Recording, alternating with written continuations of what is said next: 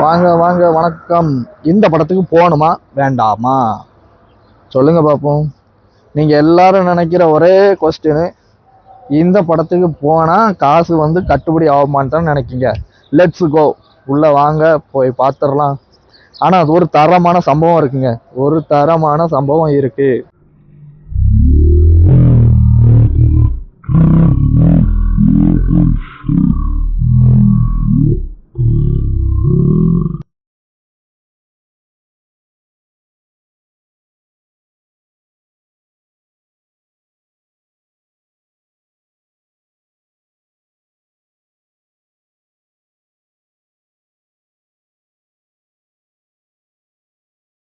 இன்னைக்கு நம்ம பார்த்த படம் லெஜெண்டு, சரவணன் நடித்த லீடர் படம் தான். லீடர் படம் அப்படின்னு நினைக்கும் போதே நிறைய பேருக்கு காமெடி வரும்.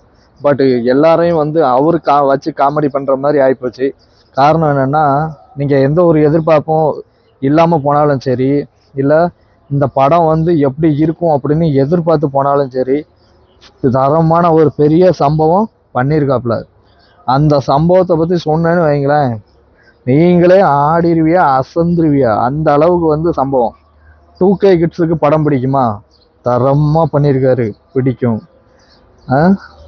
90 கிட்ஸுக்கு, 80 கிட்ஸுக்கு எல்லாத்தையும் சேர்த்து வச்சு, எப்போவுமே நாம் லெஜெண்டை கலாய்ப்போம். இந்த முறை லெஜெண்ட் நம்மளை கலாய்ச்சிட்டாரு.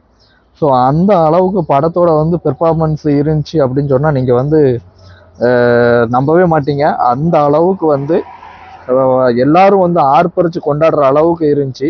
ஸோ ஸ்டோரி அப்படின்னு பார்த்தீங்கன்னா, அந்த ஆர்பரில் அட்டூழியம் பண்ணிட்டு இருக்கிற ரவுடி இருக்கானுங்கள்ல, அவனை எந்த கண்டெய்னரை எப்படி அனுப்பணும் அப்படின்னு சொல்லிட்டு அரசாங்கம் ஒரு தீர்மானம் வச்சிருந்தாலும் இவனுங்க ஒரு தீர்மானம் வைப்பானுங்க. அதுக்கு குறுக்க வர்றவனை என்ன பண்ணுவாருன்னா, அடித்து தும்சம் பண்ணி வெடி இருக்கு பாருங்க, அதை கொண்டு கேக்கில் வச்சு கேட்குறவனை பலிகடாவா ஆக்குறது தான் இந்த எதிரியோட இது.